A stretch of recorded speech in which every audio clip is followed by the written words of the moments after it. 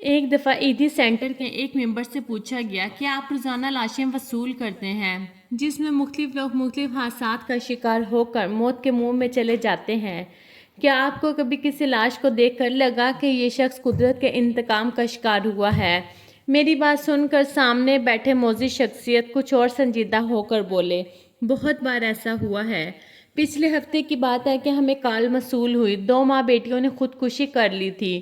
ہم لوگ فوراً موقع پر پہنچے، قانونی کارروائی کے بعد لاشیں تحویل میں لے کر ان کو غسل دیا، کفن دفن کا انتظام کیا اور محلے والوں کی مدد سے جنازے کے بعد ان کی تدفین کر دی۔ ان کی موت کی وجہ معلوم ہوئی کہ وہ دونوں ماں بیٹیاں ہی اس دنیا میں رہ گئی تھیں۔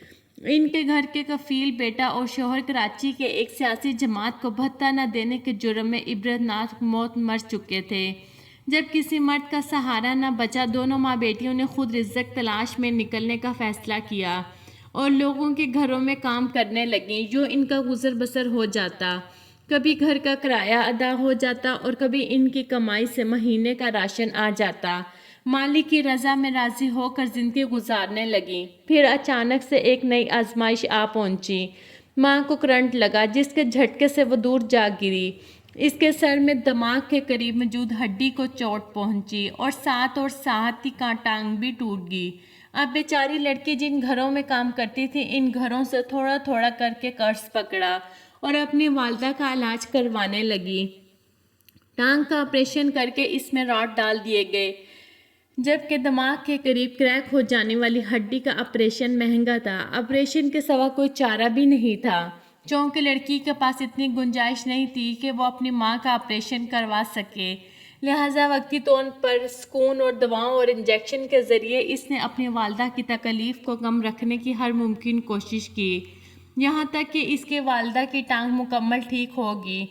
والدہ کی ٹانگ ٹھیک ہو جانے کے بعد اس نے سود پر 2 لاکھ روپے لیے اور والدہ کے سر کا آپریشن کروانے کا فیصلہ کر لیا اور والدہ کو 2 لاکھ روپے نقد ہسپتال لے جانے کے لیے نکلی تو 3 ڈاکوؤں نے اس کو لوٹنے کی کوشش کی۔ اس نے شدید مزاحمت کی تو اس لڑکی کو ماں کے سامنے زیادتی کا نشانہ بنایا گیا۔ لڑکی لٹی پٹی حالت میں گھر پہنچی اور اپنی ماں کو بتائے بغیر خودکشی کر لی۔ جب ماں کو بیٹی کی موت کی خبر ملی تو اس کے جینے کا مقصد ختم ہو گیا، کیونکہ روشنیوں کے اس شہر نے اس سے اس کا بیٹا تو اور شوہر تو چھین ہی لیے تھے۔ اب بیٹی بھی عزت کے ساتھ ساتھ جان گنوا بیٹھی، لہٰذا وہ عورت بھی خودکشی کر گئی۔ مجھے ان ڈاکوؤں کے ظلم کے انجام سے خوف آیا۔ میں نے ان کو پھر بھی ان کے انجام تک پہنچانے کا سوچا اور جس جگہ واردات ہوئی وہاں موجود قریبی گھر کے کیمرے کی ٹانگوں کی CCTV فوٹیج لی اور اپنے ایک پولیس والے دوست کے ذریعے ان کی تلاش شروع کر دی۔